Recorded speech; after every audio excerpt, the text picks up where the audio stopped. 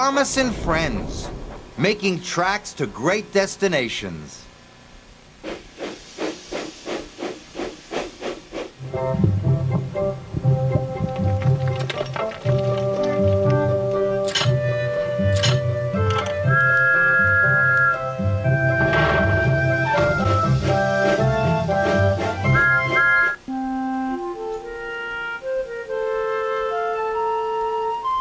Dear Christopher, here is your friend Thomas the Tank Engine. He wanted to come out of his station yard and see the world. These stories tell you how he did it. I hope you will like them, because you helped me to make them. Your loving Daddy.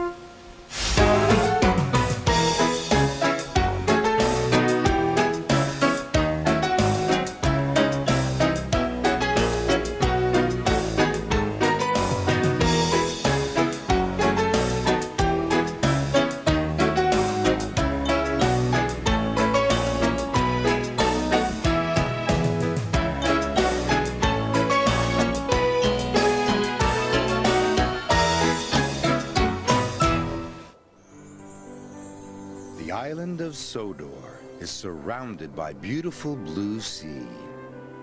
It has fields of green and sandy yellow beaches. There are rivers, streams, and lots of trees where the birds sing. There are windmills and a coal mine, and docks where visitors to the island arrive. The island also has lots and lots of railway lines. Who's that puffing down the track? It's Thomas! Hello, Thomas! Hello, everybody! Welcome to the island of Sodor.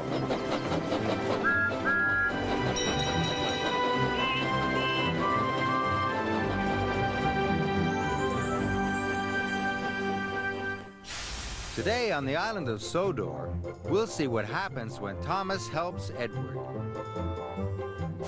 Then see Harold help Percy with the mail. Then follow Thomas and Percy as they look for a very special bird. But first, here's Edward.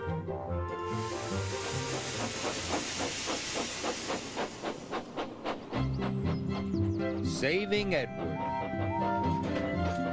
It was summertime on the island of Sodor.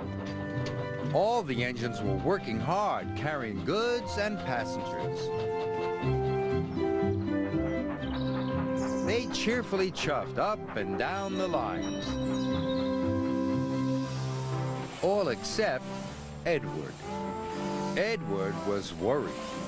He wheezed as he puffed, and steam hissed out of his cylinders. One morning, Sir Topham Hatt came to the sheds. He had an important job for Edward. "A special delivery of fruit and vegetables is coming to the docks today," he told him.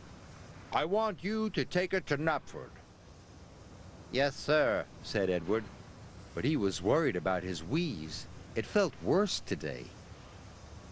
"Thomas, you ought to go to the docks and shunt Edward's freight cars. After that, you can carry on with your usual jobs." "Yes, sir," said Thomas eagerly. Thomas and Edward puffed to the water tower. Edward tried to stop wheezing, but he couldn't. "What's the matter?" asked Thomas. "You don't sound well." "I can't seem to get up steam properly," said Edward. "But I'll manage. Don't tell anyone, Thomas." Thomas wasn't sure about this. "I don't want Sir Topham Hatt to know," hissed Edward. Thomas could see Edward was worried, so he agreed. He hurried off to shunt Edward's freight cars. Edward followed slowly to the docks. Edward was very worried. What if he was too weak to pull his train? He would be of no use to the railway. He wouldn't be useful at all. Edward shuddered at the thought. "Must keep going, must keep going," he wheezed fearfully. At the docks, Thomas had shunted Edward's freight cars into place for him. Soon, Edward was coupled up and ready to go. "Go on, Edward. You can do it," called Thomas encouragingly. Edward puffed as hard as he could, but the train hardly moved at all. I'm sorry, Thomas, Edward wheezed miserably. I'm not a really useful engine anymore. So Topham Hatt will have to send me for scrap. Thomas was very upset. He wanted to help Edward,